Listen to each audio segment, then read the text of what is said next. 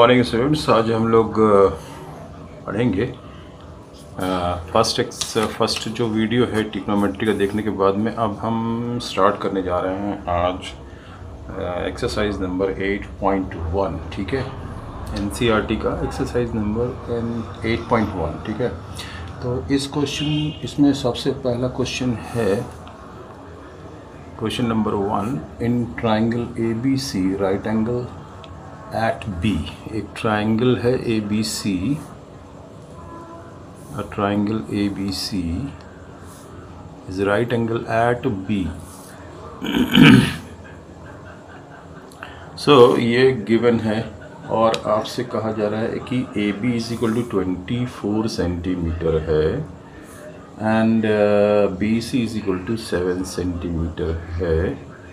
So you have to determine first is sin A and cos A, sin A and cos of A, and second part में आपसे पूछा गया है sin C and cos of angle C। ठीक है, ये दोनों चीज़ों को आपको सॉल्व करना है। ठीक है, तो यहाँ पर हम क्या करेंगे, अगर हम एंगल A कंसीडर करते हैं, देखिए पहले फर्स्ट वाले पार्ट में आपको एंगल A को कंसीडर करना है because you have to find out sine of angle A and cos of angle A, तो हमें एंगल A को कंसीडर करना पड़ेगा। तो अगर हम एंगल A को कंसीडर करेंगे तो BC will be the perpendicular and AB will be the base. Okay, जहाँ एंगल होता है, हमने आपको बताया था फर्स्ट वीडियो आपने देखा होगा, जहाँ पर एंगल है वहाँ पर हमेशा बेस और हाइपोटेन्यूज। 90 डिग्री का जो ये साइन दिख रहा है ये सामने आपकी हाइपोटेन्यूज है। ओके, सो सबसे पहले अपन हाइपोटेन्यूज कैलकुलेट कर लेते हैं। H इज इक्वल टू, आपको फॉर्मूला बताया गया था, P square plus B square. So this is square root of 24 square plus 7 square, that is 576 plus 49। So इन दोनों को जोड़ेंगे तो हमको मिलेगा अंडर रूट 625 और जिसका स्क्वायर रूट होता है 25। सो ये हाइपोटेन्यूज मतलब AC जो हो गई आपकी 25 आ गई। ओके, नाउ साइन A का मतलब क्या होता है? साइन A होता है perpendicular upon hypotenuse. So what is perpendicular? As per the angle A, perpendicular is BC और आपका hypotenuse हो गई AC। So what is BC? 7 and AC is what? 25। Okay, so this is the value of cos sin A। Now the cos A। cos A क्या होता है? cos A हमने याद किया था cos of angle of any angle in a triangle, right angle triangle, that is base upon hypotenuse। So what is the base? Base angle हमने जो consider किया है उसके हिसाब से बेस आपका ये हुआ। सो ये हो गया आपका AB and AC। So this ratio will be 24 upon 25। Now we will talk about the second part and that is, second part जो था आपका, ये मैंने फर्स्ट एंड सेकेंड लिख दिया, तो अब मैं इसको A लिख दे रहा हूँ। ठीक है, A1 कर दे रहा हूँ, इसको A2 कर दे रहा हूँ। ठीक है, अब हम लिख रहे हैं यहाँ पे C, एंगल C है ना, एंगल C मतलब हमको एंगल C के लिए C1 लिख देता हूँ। तो आपको निकालना है साइन C। ठीक है, तो साइन C को कंसीडर करने के लिए अब हमको ये एंगल लेना पड़ेगा। ये एंगल C है तो इसके हिसाब से यहाँ परपेंडिकुलर होगा और ये बेस होगा। मैंने आपको पहले ही बताया था, पहले वीडियो में जब हमने देखा था कि जहाँ पर एंगल, हम जो एंगल कंसीडर करेंगे वहीं पर बेस होगा और ये परपेंडिकुलर, सामने वाली साइड परपेंडिकुलर।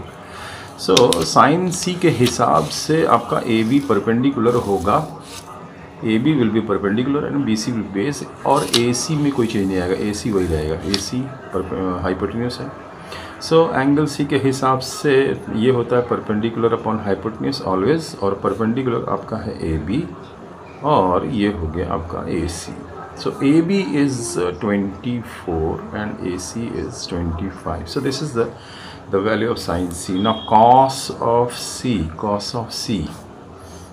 होता है बेस अपॉन हाइपोटेन्यूज. तो बेस एंगल C के हिसाब से बेस ये हो गया, तो ये हो गया BC upon AC. So what is BC? 7 upon 25. अब यहाँ पर आप देखिए साइन A की वैल्यू cos C की वैल्यू सेम है और cos A की वैल्यू sin C की वैल्यू सेम है. ऐसा क्यों है इसके बारे में हम लोग पढ़ेंगे. थोड़ा सा ठंड रखिए. Okay. Now student, question number 2 in figure 8.13 find tan P minus cot R. So एक figure is given, one figure is given here. ठीक है, आपको दिख रहा होगा फिगर. आपके पास अगर बुक है तो उसमें देखिए ये PQR एक ट्रायंगल है. इस ट्रायंगल में यहाँ पर R लिखा हुआ है और यहाँ पर Q लिखा है. ओबियसली यहाँ P होना चाहिए. ठीक है, इसमें एंगल Q की जगह पर एंगल Q जहाँ पर है वहाँ 90 डिग्री शोन है और जहाँ PQ है वहाँ पे 12 सेंटीमीटर लिखा है और PR 13 सेंटीमीटर लिखा है. So you have to find out the value of tan P minus cot of R. ये वैल्यू हमें फाइंड आउट करनी है. ओके. सो यहाँ पर दो एंगल को कंसीडर किया जा रहा है. यहाँ एंगल P है, यहाँ एंगल R है. तो जब हम एंगल P लेंगे तो ये परपेंडिकुलर होगा और ये बेस होगा. जहाँ पर एंगल वहाँ पर बेस. ये हमने आपको पहले भी बताया था फर्स्ट वीडियो में.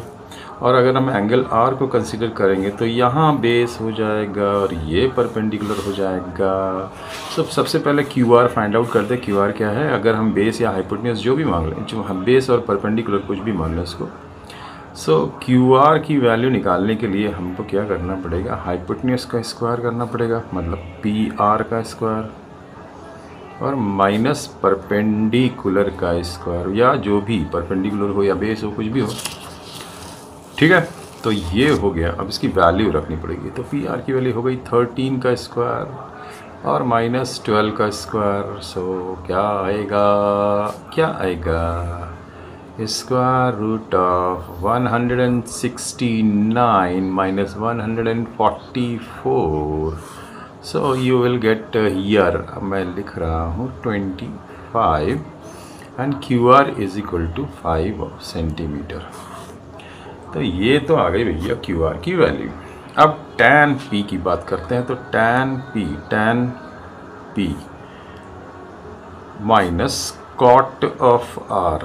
तो tan P होता है परपेंडिकुलर अपॉन बेस. अगर P को कंसीडर करेंगे, अगर हम P को कंसीडर कर रहे हैं एंगल को, तो ये होगा परपेंडिकुलर, मतलब QR upon base is PQ. और अगर कॉट R की बात करेंगे, कॉट R होता है बेस अपॉन परपेंडिकुलर. तो बेस ये हो गया QR और परपेंडिकुलर ये हो गया परपेंडिकुलर. सो ये हो गया PQ. So QR upon PQ what ever the value, this is 0. So answer will be 0. उसमें 5 सेंटीमीटर फाइंड आउट करने की वैसे ज़रूरत नहीं पड़ी. अगर कर भी ली है तो कोई बात नहीं है. अब हम लोग थर्ड क्वेश्चन करेंगे. Sine A is equal to, question number 3 है, sine A is equal to 3/4 और हमें फाइंड आउट करना है cos A and tan A. तो find the value of cos of A and tan of A. ठीक है, तो इसमें देखिए साइन A का मतलब हम ट्रायंगल बना लेते हैं अपन. ठीक है, सबसे पहला काम क्या होता है, अपने ट्रायंगल बनाते हैं. ट्रायंगल बनाने के बाद जिस एंगल की बात हो रही है, यहाँ भी A है, यहाँ भी A है, मतलब हम यहाँ पर हम A लिख लेंगे और यहाँ 90 डिग्री बना लेंगे और यहाँ B लिख लीजिए, यहाँ C लिख लीजिए, जैसे भी लिखना हो आपको, कोई दिक्कत नहीं. हमें A एंगल से मतलब है. ओके, अब साइन ए 3/4 है, परपेंडिकुलर अपॉन मतलब ये परपेंडिकुलर हुआ, ये 3/4 दिया हुआ है। ओके ठीक है, कोई दिक्कत नहीं है। तो ये तो हो गया भैया 4 और ये हो गया आपका 3, परपेंडिकुलर अपॉन हाइपोटेन्यूज। इस एंगल के हिसाब से तो यही परपेंडिकुलर होगा ना, यहाँ बेस है, क्योंकि यहाँ बेस है इसलिए ये परपेंडिकुलर होगा। जहाँ एंगल वहाँ बेस और हाइपोटेन्यूज होते हैं। तो अब हम कैलकुलेट करेंगे सी ए। सो ए सी कैलकुलेट कर लेते हैं। ए सी हो गया आपका AB² माइनस BC² मतलब 4 का स्क्वायर माइनस 3 का स्क्वायर। ठीक है, तो ये हो गया स्क्वायर रूट ऑफ 7 आएगा शायद मेरे ख्याल से, 16 - 9 7 square root of 7।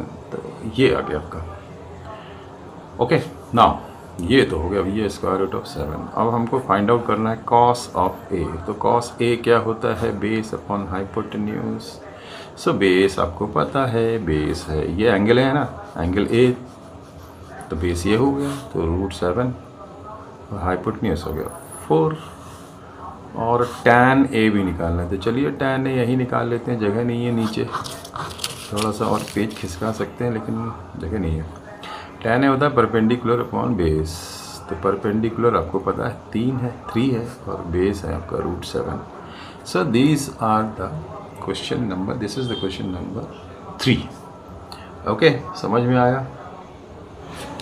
Now the student next question number 4 है given 15 cot A is equal to 8 and you have to find out the value of sin A and sec A। ठीक है, sign मैंने sec A पहले लिख दिया, sin A बाद में है।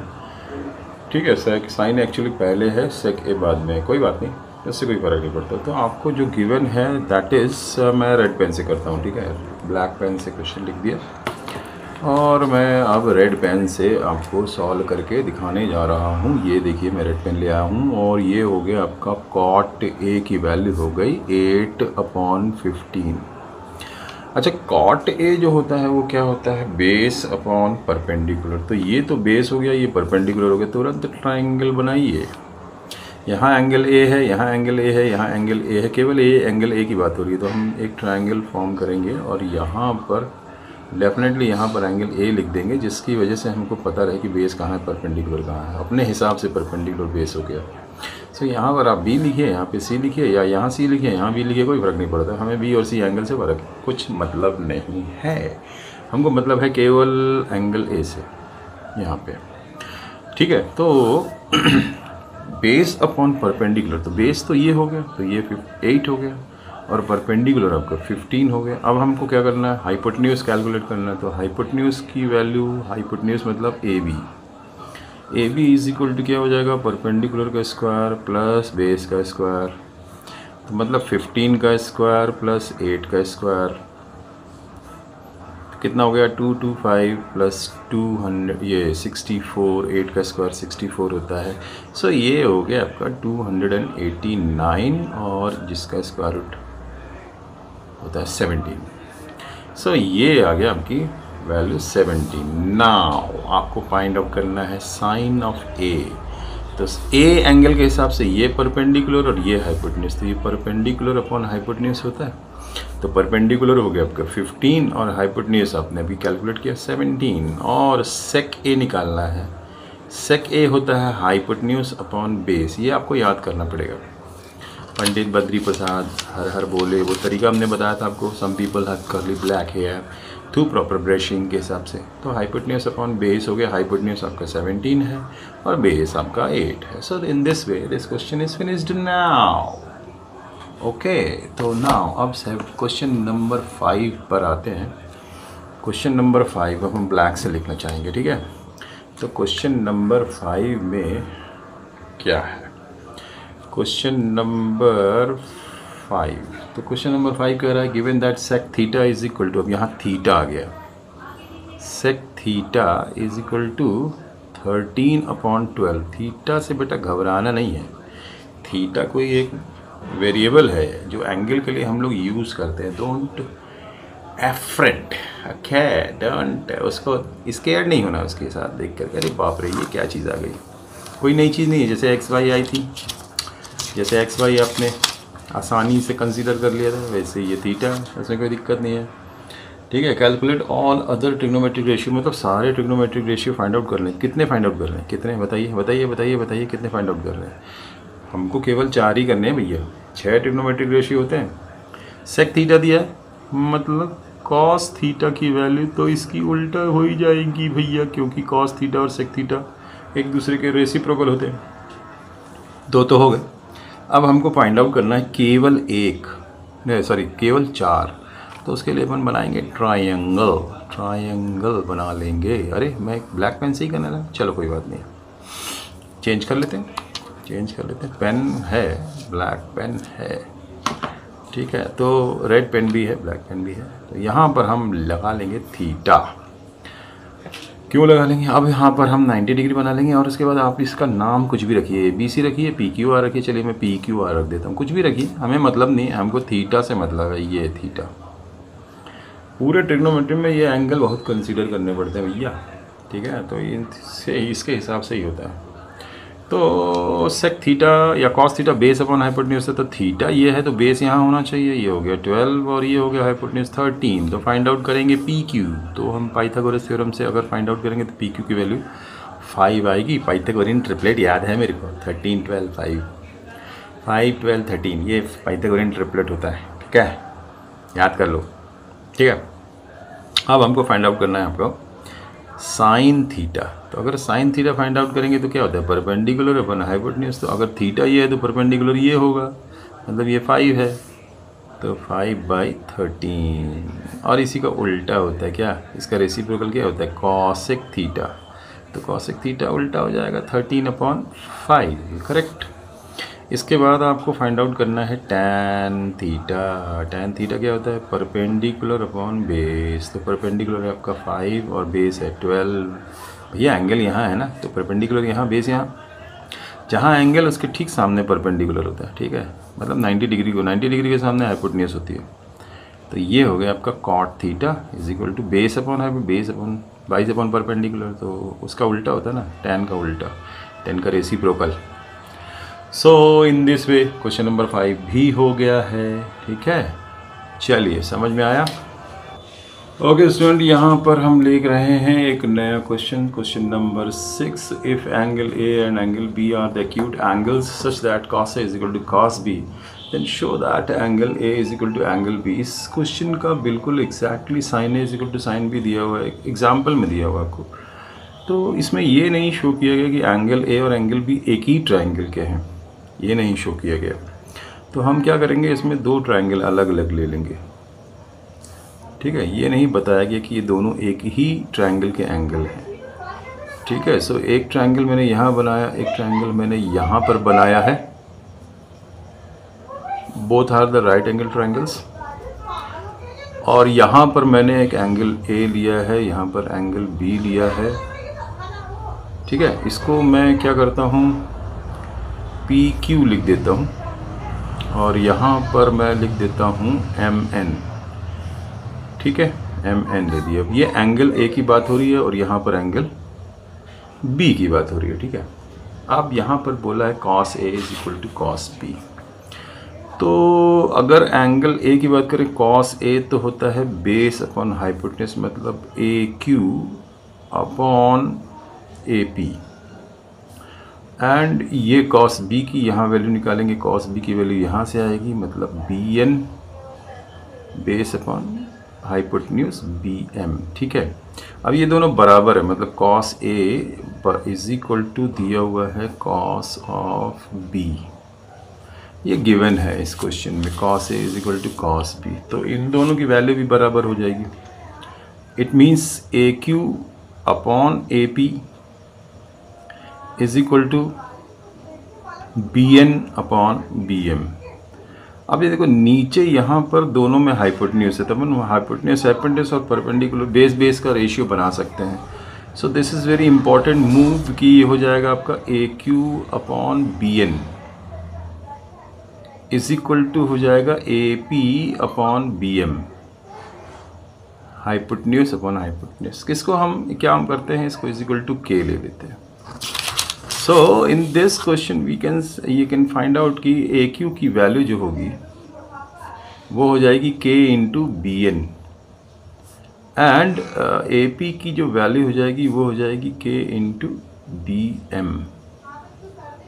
ठीक है, यहाँ कुछ बदतमीज़ टाइप के पड़ोसी हैं, बोलते रहते कुछ ना कुछ कचर कचर, चिल्ला चिल्ला के बात करते हैं, बगल बगल बैठे रहेंगे तब भी चिल्ला के बात करते हैं।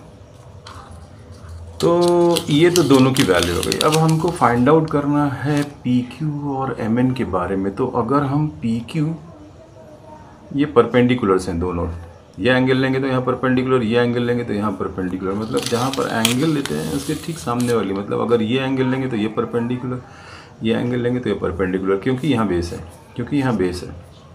ठीक है, तो परपेंडिकुलर्स का रेशियो हमें फाइंड आउट करना है। तो परपेंडिकुलर पी क्यू हो गया और यहाँ परपेंडिकुलर हो गया एम एन।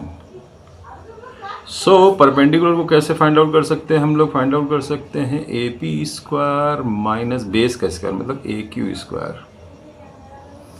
ठीक है, पी क्यू निकालने के लिए हमको A P square minus A Q square करना पड़ेगा, और नीचे यहाँ पर आएगा एम एन को फाइंड आउट करना है, तो हम लोग को फाइंड आउट करना पड़ेगा B M square minus minus minus B M square minus B N square. Okay, now the value, A Q की जगह के बी एन लिख देंगे, ए क्यू की जगह पर के बी एन, और ए पी की जगह पर लिख देंगे के ये। सो यहाँ पर हम वैल्यू पुट करेंगे तो ए क्यू की जगह आ जाएगा k square B N square,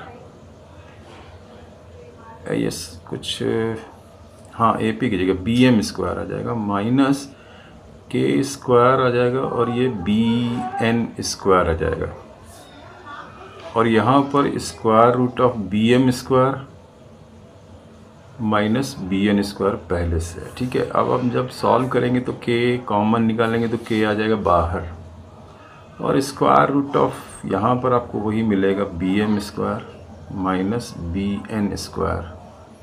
k square बाहर निकल के हो गया स्क्वायर रूट के बाहर, और अंडर रूट यहाँ पर भी आ रहा है B M square minus B N square. ठीक है, तो ये कैंसिल हो गया और आया के। इसका मतलब ये हुआ कि A Q upon B N is equal to A P upon B M is equal to P Q upon M N, and that is equal to के।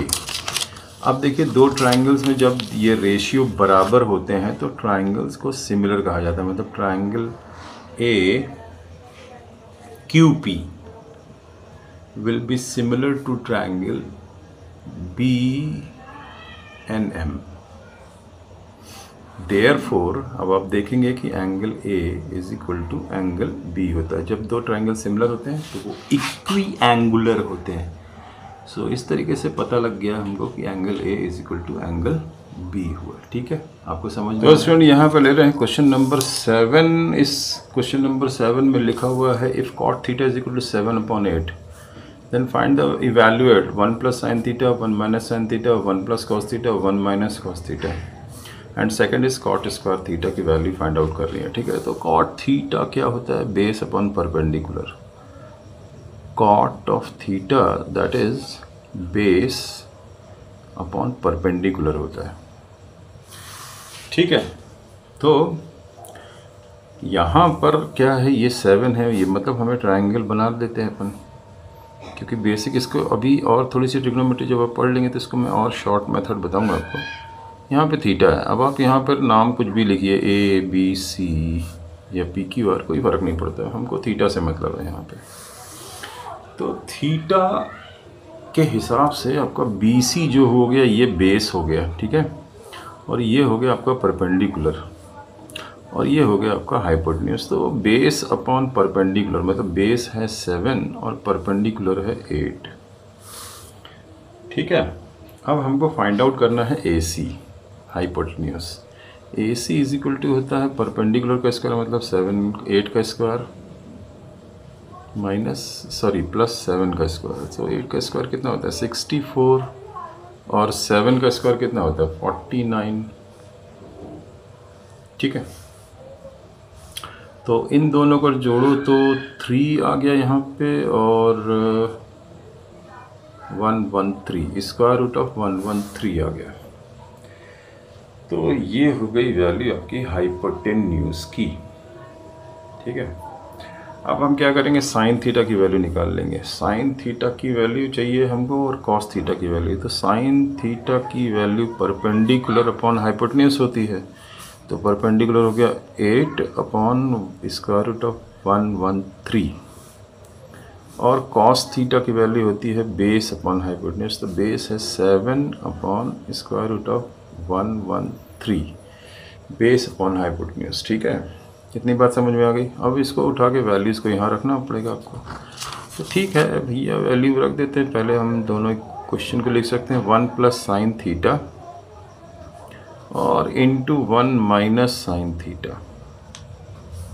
तो यहाँ पर 1 plus cos theta into 1 minus cos theta. अच्छा, आप देख रहे हैं a plus B A minus B है, तो इसको अपन क्या करेंगे, A square minus B square, मतलब 1 minus sine square theta upon 1 minus cos square theta आ गया।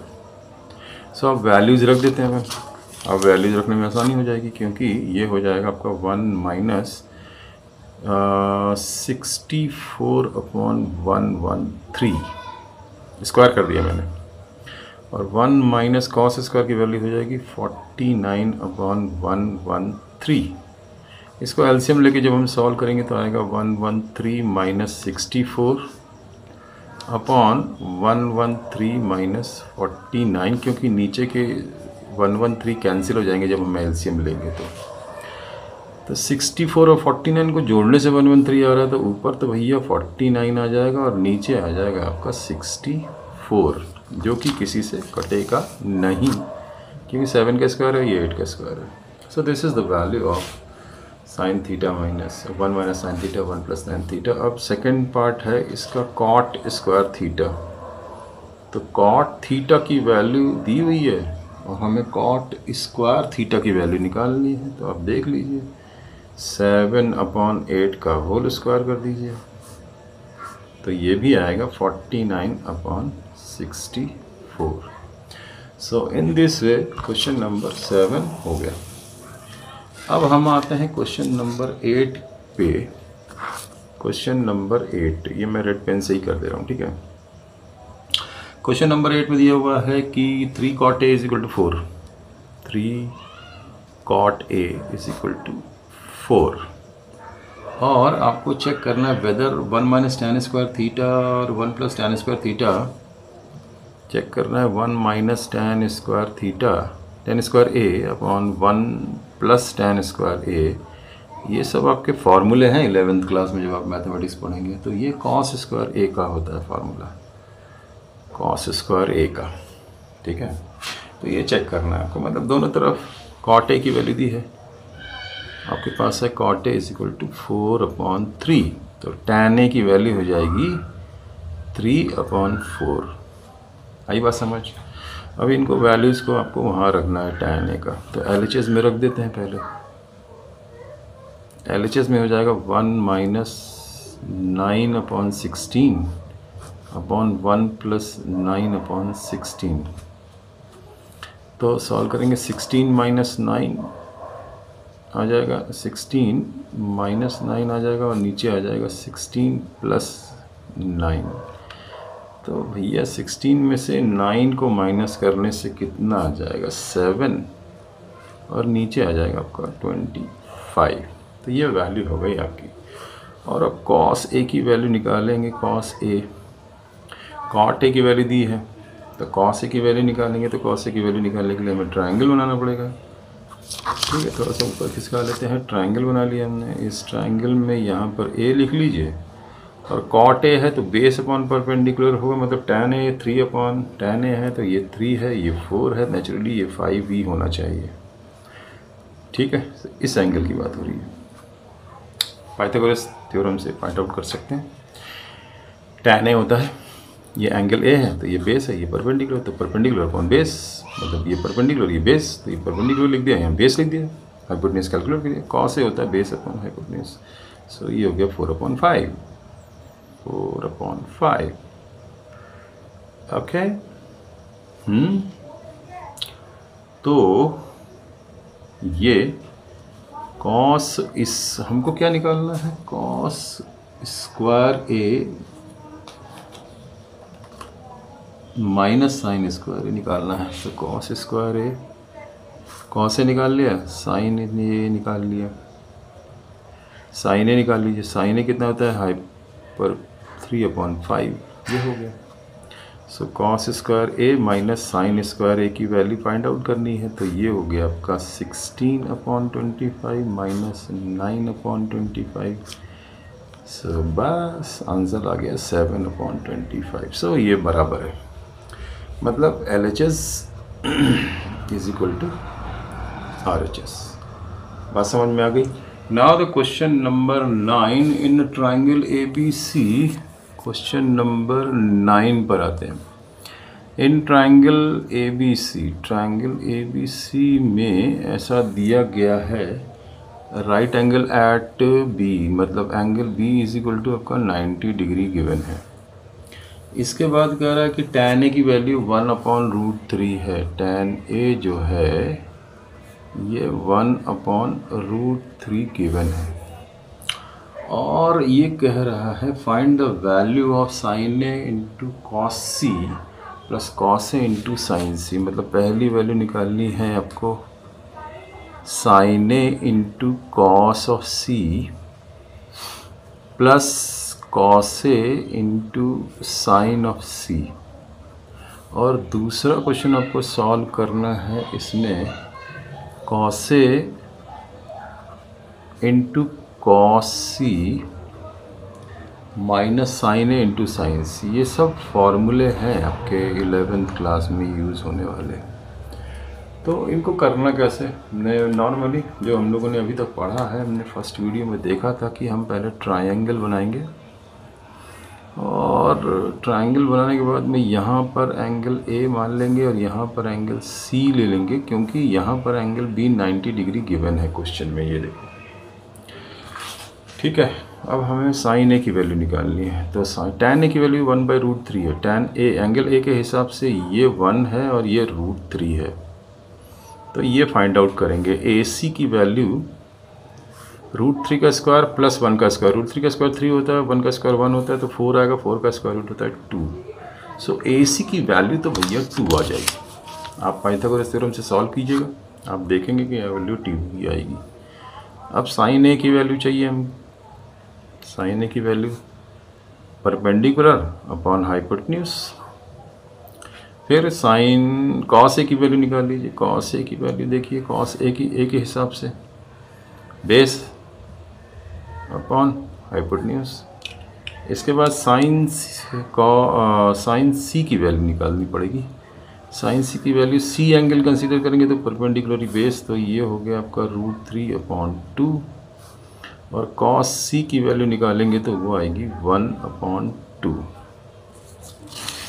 बस अब आपको ये वैल्यूज़ को उठा करके क्वेश्चन में ये जो एक्सप्रेशन दिया हुआ है, sine A into cos C plus cos A into sine C में रखना है। साइन ए की वैल्यू 1/2, कॉस सी की वैल्यू 1/2 प्लस कॉस ए की वैल्यू है √3/2 और साइन सी की वैल्यू भी √3/2 है। तो जब हम इसको जोड़ेंगे तो आएगा 1/4 plus 3/4 and that is equal to 4/4 and that is equal to 1। So ये हो गया आपका फर्स्ट वाला पार्ट। अब सेकंड वाले पार्ट में वैल्यू रखते हैं, देखते हैं क्या आता है। Cos A into cos C minus sine A into sine सी। तो कॉस ए की वैल्यू आप देख रहे हैं √3/2 इंटू कॉस सी की वैल्यू है 1/2 माइनस साइन ए की वैल्यू है 1/2 इंटू √3/2। तो इसको जब हम सॉल्व करेंगे तो आएगा √3/4 minus √3/4 and that is equal to 0। तो ये तो हो गया भैया क्वेश्चन नंबर 9। अब हम चलते हैं आखिरी क्वेश्चन, इसका आज के लिए आखिरी का क्वेश्चन, क्वेश्चन नंबर 10। इसमें लिखा हुआ है in triangle PQR right angle at Q। एक ट्राइंगल है, क्वेश्चन नंबर 10। क्योंकि क्वेश्चन नंबर 11 जो है ना वो आप अपने आप कीजिएगा। इस स्टेट ट्रू और फॉल्स है। राइट एंगल एट क्यू, तो एक ट्रायंगल है पी क्यू आर, इस ट्रायंगल में एंगल क्यू है 90 डिग्री का।